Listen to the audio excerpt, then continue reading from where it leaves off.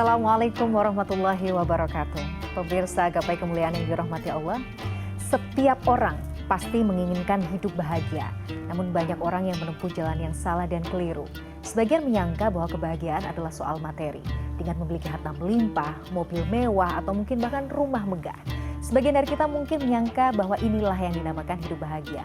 Namun benarkah demikian, dan bagaimana seorang muslim seharusnya menemukan kunci kebahagiaan sejati? Nah pemirsa, hari ini kita akan kembali membahas tema yang sangat penting dan menarik ini terkait kunci hidup bahagia bersama Ustadz kesayangan kita semua, Ustadz Hilman Fauzi. Assalamualaikum A. Waalaikumsalam warahmatullahi wabarakatuh. Sehat ya hari ini? Alhamdulillah. Terima kasih sudah hadir. Ini bahasannya menarik sekali, kunci bahagia. Siapa sih yang di dunia ini nggak pengen bahagia? Hatta orang jahat pun juga pengen hidup bahagia, ya. Tapi caranya mungkin yang salah. Nah nanti kita akan bahas. Nah bagi Anda pemirsa yang juga memiliki pertanyaan, Anda bisa mengirimkan pertanyaan Anda baik berupa teks maupun video melalui nomor WhatsApp yang tertera di layar kaca. Anda juga berkesempatan untuk bertanya langsung kepada Ustadz Hilman melalui sambungan Zoom yang nanti akan ditentukan oleh tim Gapai Kemuliaan. Setiap orang ingin bahagia, Hilman. Pasti. Tapi bagaimana kita sebagai orang beriman, perspektif kita kemudian memaknai dan mencari kebahagiaan sejati. Baik. Bismillahirrahmanirrahim. Alhamdulillahirabbil alamin. Allahumma sholli ala sayyidina Muhammadin wa ala alihi wa sahbihi ajmain. Amma ba'du.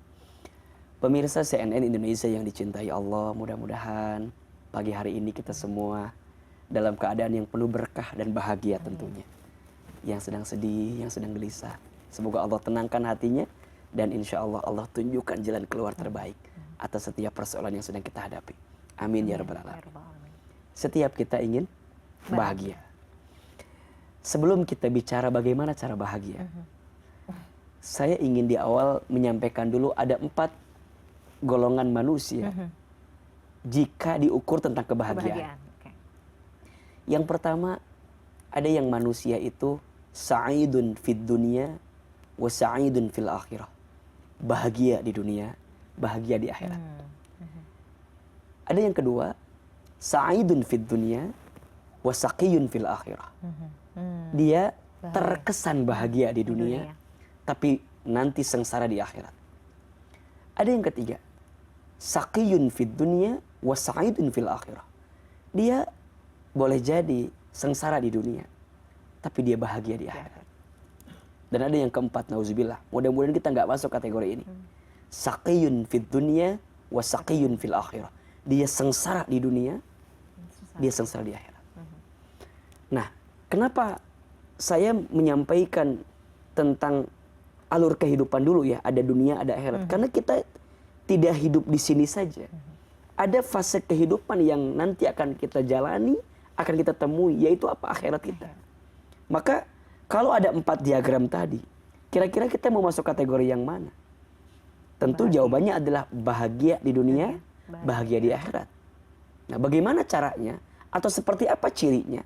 Yakni keadaan kita yang dalam urusan dunia, kita diberikan kenyamanan, kelapangan, tapi semua kenyamanan dan kelapangan ini dipakai jalan untuk mendekatkan kita dengan akhirat. Kira-kira itulah orang yang bahagia dunia, bahagia di akhirat. Maka tidak disebut bahagia, mohon maaf, tidak disebut bahagia orang yang dunianya berlimpah, tapi malah jauh dari akhiratnya. Orang kaya dalam urusan dunia, apakah bahagia? Belum tentu. Kalau kekayaannya tak menjadikan dia makin dekat ke Allah, maka hartanya hanya akan jadi beban yang berat untuk diri. Maka nanti ada orang yang dikasih harta, dikasih ilmu. Ada orang yang dikasih harta, nggak dikasih ilmu. Ada orang yang dikasih ilmu, nggak dikasih harta. Ada orang yang nggak punya harta, nggak punya ilmu. Nah yang bahagia, orang yang punya harta, kemudian dia diberikan juga ilmunya oleh Allah untuk menjadikan hartanya bisa makin dekat dengan Allah Subhanahu wa ta'ala. Berarti sebenarnya ukuran kebahagiaan hakiki itu bukan dunia. Tapi ukuran kebahagiaan hakiki adalah saat perjalanan dunia kita pada akhirnya mengantarkan kita ke surganya Allah Subhanahu wa ta'ala. Jadi Mbak Mila, sekarang disebut sukses atau tidak? Relatif semua. Iya. Iya enggak? Baru ketemu sukses atau tidak kalau Mbak Mila sudah mendapatkan hasil bahwa Mbak Mila dia rahmah, masuk ke dalam surganya Allah Subhanahu wa ta'ala. minimal sebelum ke sana di dunianya apa? Iya. Wafat dalam keadaan husnul khotimah. Masya Nah, Allah. ini puncak Iya, daripada kesuksesan. kebahagiaan. Iya, iya. Ya walaupun kita tidak boleh mengingkari ada kebahagiaan-kebahagiaan kecil Iya. dalam urusan dunia yang bisa kita dapatkan. Ya kan? Iya. Setidaknya kan ada 4 ya. Kebahagiaan kecil loh. Oke. Ini kebahagiaan jangka pendek lah. Oke. Apa nih, A? 1, punya keluarga yang menenangkan. Betul. Iya kan? Iya. 2, punya tempat tinggal yang mengamankan. Iya. 3, punya aktivitas yang membangkitkan semangat kebaikan. Oke, Masya Allah. Jadi kalau itu kan bahasa ininya. Yang keempat, kita punya apa tadi? Keluarga Keluarga yang terus menenangkan, tempat tinggal yang mengamankan, aktivitas ya, yang dan yang membuat kebaikan. keempat kita punya kesehatan yang menghadirkan keafiatan untuk kita. Masya 4 ya. Sampai Iya. terbang tuh. Iya. karena kita berharap banget tuh. 4, 1 keluarga, rumah 2 yang mengamankan, rumah, 3 aktivitas aktivitas, membawa kebaikan, yang keempat kesehatan. Ini Masya Allah. Makanya nanti ada rezeki dibagi 4 tuh.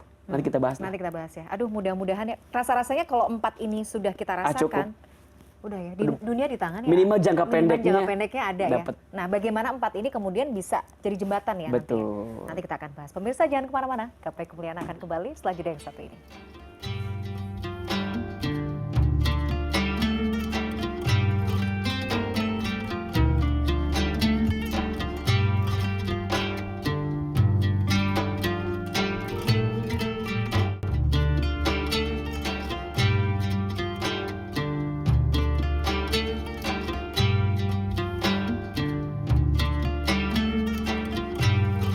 Pemirsa, terima kasih Anda masih menyaksikan Gapai Kemuliaan dalam episode Kunci Hidup Bahagia. Iya. Ahilman, saya inget banget nih yang 4 tadi ya. Iya.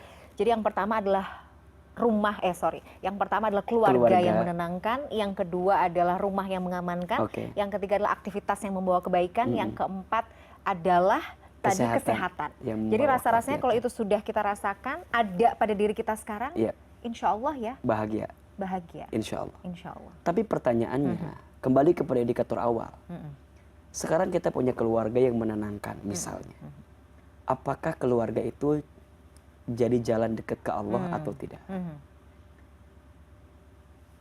Kita punya rumah, punya tempat tinggal, punya kendaraan, let's say seperti itu. Apakah jadi tambah dekat ke Allah atau tidak? Kemudian kita punya pekerjaan, kesibukan. Apakah menjadikan kita tambah dekat ke Allah atau tidak? Termasuk kita sehat sekarang. Apakah sehat kita ini menjadikan jalan dekat ke Allah atau tidak? Karena itu aja ukurannya. Karena sekarang kalau bicara, mohon maaf ya, kita punya pasangan, kita punya keluarga, nggak bisa dipukuli langsung kemudian bahagia, belum tentu. Karena juga ada orang yang diuji dengan keluarganya. Tapi kita jangan pernah menyimpulkan bahwa yang diuji dengan keluarga nggak bahagia. Boleh jadi dia menemukan kebahagiaan mendekat ke Allah ketika ada ujian di dalamnya. Betul? Maka Imam Ibnu Qayyim al-Jauziyah itu menyampaikan ada 3 kunci kebahagiaan. Yang pertama, bersyukur ketika diberi nikmat. Yang kedua, bersabar ketika diberi ujian. Dan yang ketiga, bertaubat setelah kita melakukan kesalahan. Satu, bersyukur ketika diberi nikmat. Jadi kalau semua keberlimpahan dunia yang diberikan oleh Allah kepada kita jadi jalan syukur ke Allah, bahagia. Oke. Yang kedua, bersabar ketika diberi ujian. Kalau semua himpitan, cobaan, rintangan, musibah yang kita terima jadi jalan sabar kita ke Allah, bahagia. Termasuk bertaubat setelah berbuat kesalahan. Kalau kita pernah punya masa lalu, kalau pernah tenggelam dalam kesalahan, dan masa lalu kita jadi jalan taubat ke Allah, kebaikan, bahagia. Makanya sekarang Mbak Mila, siapapun kita yang pernah tenggelam dalam kesalahan, jangan terpuruk. Karena kita dalam pandangan Allah yang pernah punya salah, selama kita bertobat, langsung naik derajatnya. Allah lebih mencintai orang yang banyak dosa, kemudian dia bertobat daripada orang yang soleh, sedangkan dia merasa tidak punya salah dalam hidupnya. Maka nanti bahagia itu bukan di mata, adanya di hati. Setuju. Bahagia itu bukan dicari tapi diciptakan. Wah itu tuh. Ya. Bahagia bukan dicari tapi Diciptakan. diciptakan. Ada orang yang bilang bahagia kalau punya harta banyak. Enggak. Belum tentu. Ada orang yang bilang bahagia kalau sudah menikah. Belum tentu. Maksudnya jadi lengkap kebahagiaannya gitu, A. Kalau Kalau itu tadi punya harta yang berkecukupan, sudah menikah, Iya. itu rasa-rasanya kan jadi lengkap gitu. iya, makanya belum tentu kan. Iya. Jadi kalau kita sampai titik bahagia kalau kaya, titik. Oh, enggak. Kurang tepat. Bahagia jika kaya, koma, koma, kan iya. ketika kaya kita digunakan untuk apa? Mendekat kepada Allah. Karena pada akhirnya dalam diri kita sebagai seorang muslim ada hati yang menggerakkan Iya, apapun. iya. Maka bahagia bukan dicari tapi bahagia itu Diciptakan. diciptakan. Jadi yang menciptakan bahagia itu siapa? Ya kita sendiri. Kita tidak akan merasakan sakit hati kalau kita tidak mengizinkan sakit hati. Makanya nanti kita tidak akan sakit hati kalau hati kita tidak mengizinkan sakit hati. Tapi yang namanya sakit itu pasti terasa, Hilman. Enggak dong. Maksudnya kadang-kadang sesuatu yang Oke. nggak enak gitu. Oke. Namanya manusia kan pasti akan tiba-tiba merasakan, aduh. Nah, itu kan berarti hatinya yang belum terisi dengan Allah di dalamnya. Oh, Masya Allah. Kalau hatinya yang terisi dengan Allah akan bilang begini, iya memang ini menyakitkan. Tapi kok kenapa ya waktu aku sakit jadi tambah dekat ke Allah? Bukankah itu kebahagiaan? Ya, jadi kita yang mengontrol ya. Iya. Oke. Makanya sekarang kalau dalam keadaan tidak merespon. bahagia, jangan lihat nggak bahagianya. Tapi lihat dong efeknya. Apa efeknya? Sholat tahajud jadi rajin, baca Quran jadi semangat. Ya. Bukankah itu dipicu kadang-kadang awalnya Iya. harus dikasih masalah dulu yang kita anggap nggak bahagia. Betul. Makanya kata Imam Hasan Al-Basri, seseorang akan menemukan titik kebahagiaan dalam sholatnya, dalam zikirnya, dalam baca Qurannya. Apalagi kalau lagi sedang penat-penatnya masalah itu, Masya Allah. betul. Sujud itu rasanya Makanya ya. sekarang nih, kalau kita betul. tidak menemukan kebahagiaan dalam sholat, tidak menemukan kebahagiaan dalam zikir, tidak menemukan kebahagiaan dalam baca Quran, harus cara apa lagi yang bisa mengatakan kebahagiaan untukmu? Betul. Malah mohon maaf ya, jadi keliru loh. Kalau orang bahagia dengan kaya, tapi ketika kaya nggak deket ke Allah, itu istidraj namanya. Betul. Makanya tanda Allah berpaling darimu bukan ketika Allah mengambil duniamu, bukan. Tanda Allah berpaling darimu, Allah akan menyibukkanmu dengan urusan duniamu, tapi duniamu tak mendekatkanmu dengan Allah Subhanahu wa taala. Dan itu sumber kelelahan. Justru itulah tanda Allah berpaling Iya. darimu. Dan itu lelahnya luar biasa. Yang tidak ada habisnya. Iya, Capek betul. lelahnya. Orang akan menemukan kebahagiaan tadi itu kalau semua halnya menjadikan kita makin dekat dengan Allah. Maka ini rumus. Jangan minta senang, tapi minta tenang. Karena yang senang belum tentu tenang. Tapi yang tenang pasti senang. Kalau dulu mungkin zaman muda pengennya senang-senang, tapi makin tua pengennya tenang. Maksudnya, karena udah tambah umur, Ahilman. Maksudnya dulu kan kita masih muda, Ya sekarang pengennya coba Mbak Mila bersenang-senang saya gitu kasih ya. pilihan ya, tolong jawab. Aduh, Pilih mana? mudah-mudahan nggak Kaya berat. gelisah atau miskin tenang? Kalau pilihannya cuma dua itu, nggak ada pilihan Nggak ada ketiga. pilihan ketiga. Kaya dan tenang, Iya. saya milih miskin dan tenang. Oke, kan itu kan? Iya, karena ya pada Oke. akhirnya kalau hati sudah tenang tuh rasanya makan pakai tempe aja Ay, nikmat kok berkah, gitu. betul. Iya kan Ahilman ya? Sok sekarang pilihan kedua. Punya suami ganteng tapi Berat. menggelisahkan, Punya suami ganteng, ganteng tapi tapi menggelisahkan, atau abstrak tapi menenangkan. suami abstrak. Maksudnya tuh nggak jelas gitu ya, nggak ganteng nggak Jangan- gimana. jangan abstrak Bingung lah, Hilman. apa loh? Oke. Pas lah gitu. Oke. Tapi kan pas Pas. mah pasti pilih yang pas Oh iya, kan. pasti pilih Ya yang boleh pas. lah, yang sebaliknya ganteng apa? Kan kalau bilang jelek nggak enak Ih, ya. jangan dong. Oke. Abstrak kan misalnya gitu ya. Suami yang abstrak. Tapi emang betul, kunci itu emang di hati. Kalau hati kita sudah gelisah, rungsing, Iya, sulit lah. sulit. Jadi sekarang Nggak punya gairah hidup. jadi pada akhirnya ya mungkin nanti tanya ya sama orang yang pernah ngerasain kaya gitu. Kan kalau Ahilman belum ya. Kita Ya, juga belum ya. Katanya ada yang bilang ya, ternyata kalau udah punya ini juga belum tentu bahagia. Memang bicara itu jadi terasa enak ya bagi orang yang pernah ngerasain kaya ya. Kalau kita kan jadi belum ngerasain gitu. belum. Mudah-mudahan Allah mengkayakan ya. Amin, amin, amin. Jadi memang ya rasa bahagia itu bukan di mata tapi di hati. Betul. Bukan tentang apa yang kita miliki, tapi tentang apa yang kita syukuri. Setuju. Ya nggak sih? Betul. Banyak orang gelisah dengan apa yang belum dimiliki, tapi mereka lupa Lupa. untuk gelisah dengan apa yang belum disyukuri. Masya Allah. Sekarang nggak usah jauh-jauh. Ini contoh. Heeh. Mbak Mila di rumah kan pasti punya banyak jilbab ya. Oh, iya. Banyak ya. Iya. Coba dari sekian jilbab yang Mbak Mila punya, lebih banyak yang dipakai atau disimpan? Siap, salah. Yang banyak yang disimpan. Disimpan. Oke. Tahu ya, banyak yang disimpan kan? Tahu. Sadar. Sadar betul. Betul. Segenap jiwa raga. Tapi lucunya kalau setiap jalan-jalan ke mall ada jilbab yang bagus, pengen beli apa enggak? Ingin, Pengen. pengen banget, A. Nah, kok bisa begitu ya? Manusia nggak sih, Nah, A? itu manusia. Jadi bahagianya ukurannya jadi serba abstrak tadi gitu.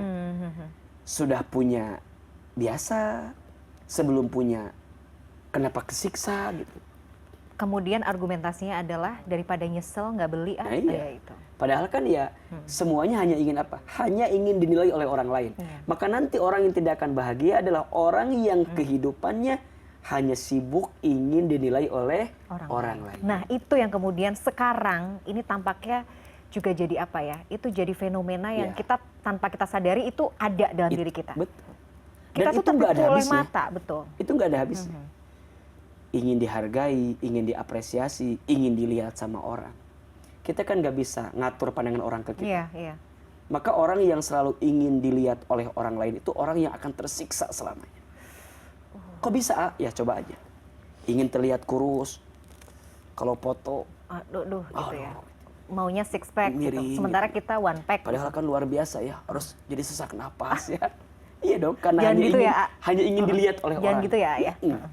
Ya, ingin terlihat itu kan berat. Berat, betul. Makanya pilih mana? Ingin kelihatan kaya atau ingin kaya? Kayak beneran. Ingin sih. kaya bener. Masya Allah. Karena yang kelihatan kaya hanya ingin dilihat kaya aja. Ahilman, sekarang ini media sosial ya. Mm-mm. Hampir pasti di antara kita pasti punya gitu. Itu yang membuat kita sebenarnya tertipu oleh mata. Kan? Iya. Oh, si dia sudah punya mobil mewah. Oke. Oh, si dia rumahnya bagus, anak-anaknya lucu, bahagia pasti Iya. hidupnya. Kok saya gini-gini aja? Oke. Maka nanti orang yang bahagia adalah orang bersyukur. Hmm. Nah, gimana caranya bersyukur? Sederhana. Ojo dibandingkan. Hmm. Jangan membanding-bandingkan hidupmu dengan orang lain. Tidak akan menemukan tingkat kesyukuran yang paling tinggi kalau kita masih membandingkan dengan orang lain. Kita tuh boleh membandingkan, boleh iri sama orang hanya dua hal. Satu, kita boleh iri sama orang yang dikasih ilmu, yang dengan ilmunya jadi tambah dekat ke Allah, dipakai dakwah, dipakai beramal solih. Dan yang kedua, kita boleh iri kepada orang yang dikasih harta, dan dengan hartanya digunakan di jalan Allah. Udah itu aja. Udah ya, dua aja itu Dua yang aja. perlu kita iri. Iya. Kalau iri pada bab dunia capek atuh. Iya kan? Di atas langit masih ada langit Iya. soalnya. Ujungnya jadi hasad, iri dengki. Ya. Yang lain beli kulkas, kita yang kedinginan. Yang lain beli kompor gas, kita yang kepanasan. Capek. Ya, yang lain naik jabatan, kita yang hitung pendapatan. Yang lain nyebar undangan pernikahan, kita struk ringan. Jadi repot hidup teh. Kenapa? Subhanallah, Karena betul. membandingkan dengan orang lain. Simple. Jangan suka lihat yang tidak harus dilihat. Nah, Jangan itu suka tuh. mikirin yang nggak harus dipikirin. Nama penyakitnya kata orang Jaksel mah overthinking. Yes. Iya Saya kan? kadang-kadang gitu sih. Tapi maksudnya gini, banyak lah ya. Tapi Iya. maksudnya tipikal ibu-ibu ya, Ahilman ya. Maksudnya kadang-kadang tuh melihatnya, oh si ibu ini begini ya sekarang. Dan kita tuh kadang-kadang kalau lagi kumpul tanpa sadar, terbawa misalnya, Bu, Iya. ya ampun saya kemarin baru beli berlian. Itu bukan hanya ibu-ibu. Oh, bapak-bapak Mungkin- juga ya? Mungkin Mbak Mila itu ya. Jangan nyalain yang lain ya. Mohon maaf ibu-ibu, astagfirullahaladzim. Nggak maksudnya gitu. Ada mungkin kita yang seperti itu tanpa Iya sadar. dong. Iya. Kenapa bisa begitu? Kenapa ya? A? Dia tidak menemukan kebahagiaan yang hakiki. Oh, ya Allah. Makanya nanti satu, jangan lihat orang yang gak harus dilihat, jangan bandingin, dan jangan sibuk dengan penilaian orang lain. Karena setiap orang akan memandang kita dengan pandangan yang berbeda. Ya, kalau kata Imam Syafi'i itu hanya orang bodoh yang hanya ingin menyenangkan semua orang, karena tidak akan bisa. Tuh. Pasti akan ada saja orang yang tidak senang dengan kita. Ya, apakah kita mau jadi orang bodoh? Apa kita menjadi orang bodoh yang memperturutkan kebaikan kita untuk orang lain? Karena bukan untuk itu. Kita tuh baik untuk siapa? Allah. Ah iya ya, sudahlah ya, Jadi- itu aja ya. Jadi sekarang Mbak Mila sebagai istri taat sama suami. bukan semata-mata mau menyenangkan suami Suami. Mbak Mila, karena relatif. Menurut Mbak Mila, misalnya punten ya, love language Mbak Mila itu misalnya apa? Jadi suami beda kan? Iya. Ngerasa nggak disayang oleh kita, padahal kita udah effortnya luar biasa, capek. Capek. Suami jadi baik ke istri bukan karena agar istri baik ke suami, bukan, agar dinilai baik oleh Allah gitu. Saya jadi suami yang sayang sama istri, kenapa? Agar disayang sama Allah. Mbak Mila jadi orang tua mendidik anak agar disayang sama Allah, itu namanya ridho Allah. Sekarang misalnya mohon maaf, insya Allah kan tahun ini kita berangkat haji misalnya gitu ya. Apakah penting disebut haji? Tidak. Disebut penting, disebut hajat? Tidak. Kita tuh berhaji agar Allah makin sayang sama kita. Berkurban agar Allah makin sayang sama kita. Itu aja. Nih kita gapai kemuliaan. Oke. Apakah semua pemirsa akan senang dengan kita? Belum tentu. Belum tentu. Siapa sih Ustaz Hilman? Siapa sih? Apa sih kan gitu? Ya orang pasti akan ada yang seperti itu Ada dengan yang kita. suka, ada yang enggak. Tapi kita meyakin aja. Dan kalau kita berjalan dalam kebaikan, Allah juga akan membalas kebaikan. Masya Allah itu. Makanya kunci bahagia Oke. ketika kita melakukan semua hal hanya untuk Allah. Itu aja. Oke. Jadi cari muka Depan untuk Allah ya. Masya Allah. Kita akan bahas lagi ya, Ahilman, lanjutkan lagi. Ini tema yang sangat menarik ya. Pemirsa jangan Sederhana ya, kemana-mana. tapi- Sederhana tapi relate sekali. Relate sekali. Jangan kemana-mana pemirsa, kita pasti akan kembali setelah yang satu ini.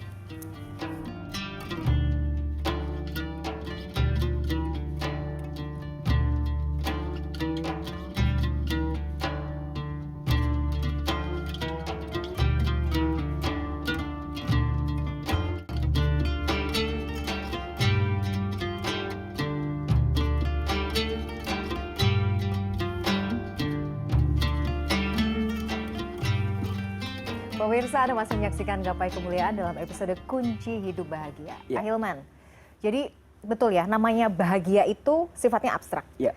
Tapi instrumen yang bisa merasakan kita bahagia atau enggak itu kan sebenarnya udah ada ya, Allah Udah siapkan, ada. hati. Hati itu. Nah, Betul. bagaimana ya psikologi hati ini supaya tetap, maksudnya maintain, kita tuh bisa senantiasa tetap berbahagia Iya. dengan rasa berbagai macam emosi yang kita rasain gitu. Iya. Iya. Dalam Al-Quran, kunci hati tenang itu hanya satu. Apa? Ala bizikrillahi tatma'innul qulub. Ingatlah, hanya dengan berzikir kepada Allah, hatimu akan jadi tenang. Jadi sekarang kalau kita ingin mendapatkan kebahagiaan, maka libatkan Allah dalam setiap apapun alur kehidupan yang kita jalani. Dikasih harta, yuk jadi jalan buat tambah taat dan dekat ke Allah. Dikasih pangkat jabatan, yuk jadi jalan buat tambah dekat ke Allah. Itu aja ukurannya. Kalau ternyata ukurannya malah jauh dari Allah, berarti kan hati tuh gelisah tuh. Ya. Jadi ciri di antara ciri dosa tuh apa? Gelisah. Ya. Jadi kira-kira ini perkara ini dosa nggak ya? Setelah kita melakukannya tuh sudah pasti gelisah. Karena dosa tuh menggelisahkan. Itu sudah diinstal ya Iya. sama Allah ya. Nah sekarang kalau kita dikasih harta, tapi bikin gelisah, Nah, ayo coba tuh. lihat baik. Jangan-jangan dari harta kita ada peluang bikin dosa. Tapi kan yang namanya gelisah mah pasti atau manusia. Iya, maka dicas lagi iman. Zikir lagi ke Allah, ingat lagi ke Allah. Maka sekarang untuk bisa menuai kebahagiaan yang paling hakiki adalah apa? Ya deketin Allah, kembali ke Allah.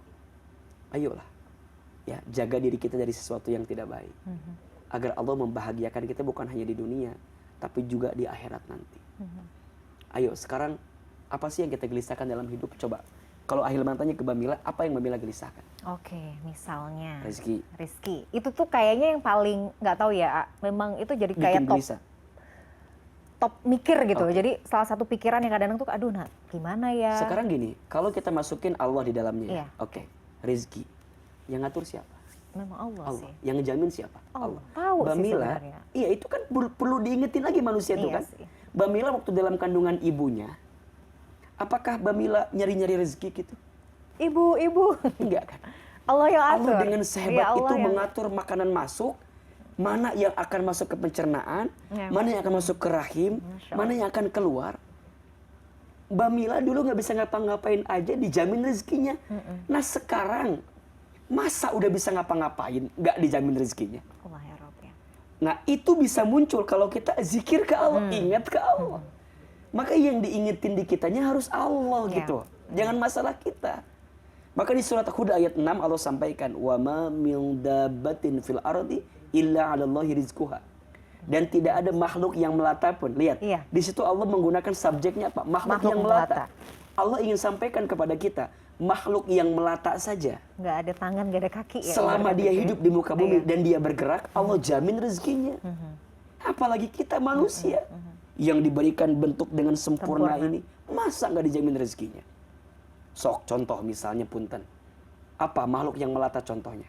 Cicak. Cicak, ular. Cicak ada rezekinya nggak? Nyamuk. Oke. Cicak di mana kerjanya? Di dinding. Di dinding. Apa job desk-nya? Diam-diam merayap. Diam-diam merayap. Ada rezekinya? Ada. Nyamuk. Datang seekor nyamuk. Oke. Pertanyaannya, yang nyamperin nyamuk ke cicak apa cicak ke nyamuk? Nyamuknya. Kalau berdasarkan Masya lagu, Allah. biasanya datang seekor nyamuk. Tapi kalau kata Ahilman, Oh gitu ya. yang bergerak bukan hanya nyamuk, Oke. tapi cicak juga bergerak. Iya, iya, betul. Diam-diam merayap, bergerak. Bergerak. Hap, bergerak. Ini pasti karena suka nyanyiin ke anak ya. Jadi hafal ya. Sekarang pertanyaannya Konsep begini. di balik lagu. Sekarang begini. Berapa kali hap yang dibutuhkan oleh cicak untuk mendapatkan satu nyamuk? 1 kali. Apakah Anda yakin? Cicak. Coba. Aduh, nggak Ternyata- tahu belum pernah jadi cicak soalnya. Iya, Belum benar. nanyain Itu jawaban yang cicaknya. paling Oke. tepat. Ternyata Mbak Mila, saya pernah baca Mbak Mila. Oh. Ternyata cicak itu membutuhkan beberapa kali hap untuk mendapatkan satu nyamuk. Oke. Based on science ya. Iya. Bukan dikarang-karang ya. Tinggal nanti kita baca aja di mana penelitiannya ya. Kalau nggak yakin ya nanti malam coba buktikan aja sendiri gitu kan. Kita pantengin Tapi cicaknya. Oke. ternyata Oke. untuk Oh, mendapatkan oke. satu nyamuk tuh nggak langsung gitu. Set nggak dapat, set lepas gitu. Nah, Oke, pertanyaannya betul. kenapa cicak bisa konsisten coba? Untuk gitu. Udahlah penting kita bergerak aja. Apa? Iya. Karena dia yakin kali. Allahu Akbar. Cicak aja yakin loh, Masya Allah gitu ya. Jadi ini kan ini otokritik. Iya, betul. Ya walaupun cicak ya mana mungkin yakin karena kan gak punya iman ya. Tapi sebagai makhluk Allah yang digerakkan oleh Allah, Diilhamkan. Dia tahu percis gitu loh. Nah, kita ini yang diberikan banyak kemampuan Ya Allah, dan bahkan ya Nabi Allah, sampaikan tidak akan diwafatkan manusia sebelum habis jatah rezekinya. Apa yang kita gelisahkan? Ternyata yang kita gelisahkan bukan keadaannya. Kita hanya menggelisahkan ketakutan dan kekhawatiran yang akan terjadi. That's the point sih. Makanya orang yang tidak akan bahagia, kata guru saya, orang yang selalu khawatir dengan masa lalu dan orang yang cemas dengan masa depan. Tuh. Dia khawatir dengan masa lalu, padahal sudah terjadi. Mau segimanapun dia khawatir, gak bisa balik lagi. Oke.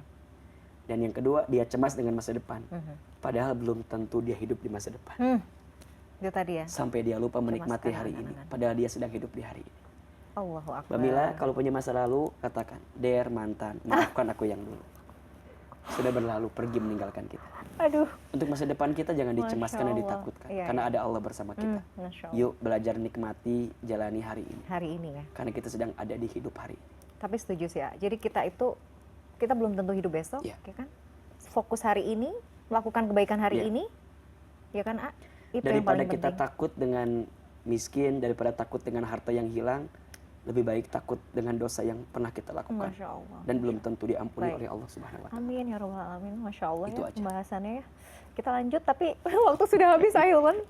Ini luar biasa. Ahilman terima Masya kasih ya Allah, atas sama-sama. penyegarannya, atas apa yang merecall lagi, mengingatkan kita lagi ada banyak-banyak apa ya, keinginan mungkin ya. Dan kita itu tadi ya, bahwa kita tidak perlu mencemaskan masa depan. Iya. Dan kemudian kita nggak perlu menyesali deh. Mengkhawatirkan yang sudah Iya kan? terjadi. Yang sudah terjadi. Kita hidup sekarang, hari ini kita Nikmat. lakukan kebaikan untuk amal ibadah kita Masya ya. Allah. Ini udah bisa jadi murid ya Ahilman ya. Masya Allah. Ahilman sekali lagi terima kasih atas Sama-sama. ilmunya. Pemirsa, saya sudah berjumpa kita hari ini dalam program Gapai Kemuliaan. Semoga tausiah kita kali ini bisa menambah hasanah ilmu agama kita, menjadikannya bermanfaat dan yang paling utama, menambah ketaatan kita kepada Allah Azza wa Jalla. Saya Meladia Rahma dan juga Ustadz Hilman Fauzi pamit. Terima kasih atas perhatian Anda. Insya Allah kita akan jumpa lagi pada episode berikutnya. Wabillahi taufiq wal hidayah. Wassalamualaikum warahmatullahi wabarakatuh. Waalaikumsalam warahmatullahi wabarakatuh.